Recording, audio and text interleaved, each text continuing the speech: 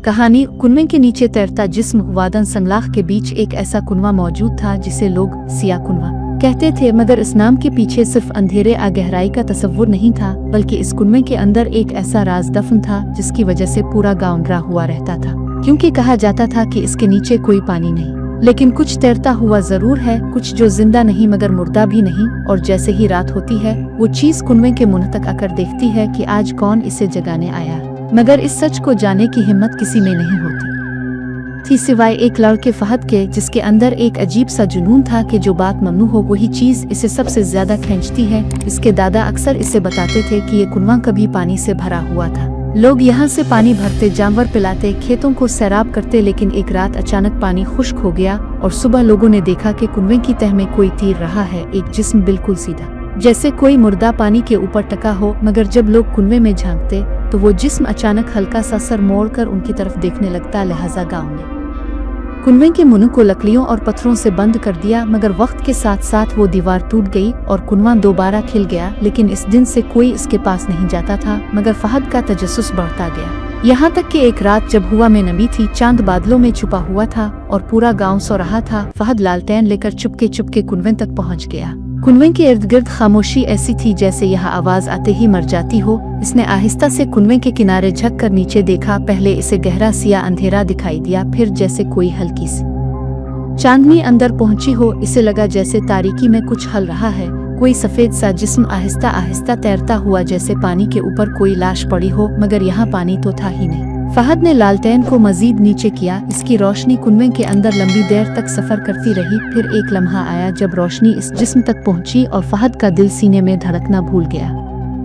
वो जिस्म इंसान का नहीं लग रहा था, इसके बाजू इंसान जैसे न थे, जैसे बहुत लंबे, जैसे मुड़े हुए, जैसे किसी ने खींच कर बढ़ा दिया। और उसके बाल पानी में तैरने के बजाय सीधे सीधे ऊपर की तरफ खड़े थे, जैसे वो हुआ में उल्टे लटके हों। और फिर ये सब देखने के फौरन बाद फहद ने अपने कान के पास किसी की सांस महसूस की, जैसे कोई उसके पीछे खड़ा हो, मगर पीछे कोई नहीं था। वो घबरा कर दोबारा कुनवे में झांका तो वो तैरता हुआ जिस्म गायब था। कुनवा बिल्कुल खाली लग रहा था, जैसे अभी तक वहाँ कुछ भी न था। मगर अचानक एक सर्द सांस नीचे से इसकी तरफ आई, ऐसी सर्द के इसके हाथ की उंगलियां सुन होने लगे। और फिर कुनवे की गहराई से एक आवाज, अलिफाबेर आवाज नहीं, सरसराहट, जैसे कोई गहरे पानी में चल रहा हो, मगर वहाँ पानी था ही नहीं। फहद ने लालटेन खिसकने से पहले ही नीचे झुक कर देखने की कोशिश की और अगले लम्हे इसकी चीख उसके गिले में ही दब गई, क्योंकि वो जिस्म अब इसी की तरफ ऊपर आ रहा था, ना तैरते हुए ना चलते हुए, बल्कि सीधा, जैसे कोई खुद बखुद हुआ में बुलंद हो रहा हो। इसकी आंखें घूरती हुई सफेद, जिनमें कोई